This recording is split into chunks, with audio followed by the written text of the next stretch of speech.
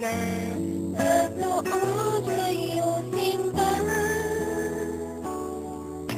Akala ko masungit ka na katulad ng mga babaeng di namamansin.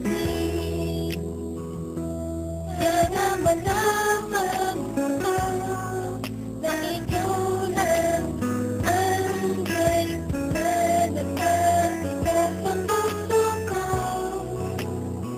Mas yung problema ay hindi ka hahayaan at ika'y aalalayan at aking aalagaan. Umabot man sa kamatayan ay hindi ka iiwanan at hindi ka bibitawan at aking patutunayan. Dahil ating pagmamahalan ay wala na ring hangganan at tayo'y nagsusumpaan at tayo'y magmamahalan. O sa tapat man ng simbahan sisigaw ko ang pangalan para lang iyong malaman na dito sa aking isipan ay ikaw na ang nilalamang. Wag na sana pagduda, handa kita na ipaglaban at iyong tatandaan. Dahil ikaw aking kailangan at ang aking kasiyahan. Ihahatid ka sa tahanan, umaraw man o umulan. Ika'y aking papandungan, handa kitang paglingkuran. Dahil ako si KB1, hindi ka sasaktan. Pagsubok man ay dumaan, ito'y aking lalampasan. Kaya sana iyong asahan na hindi ka iiwanan.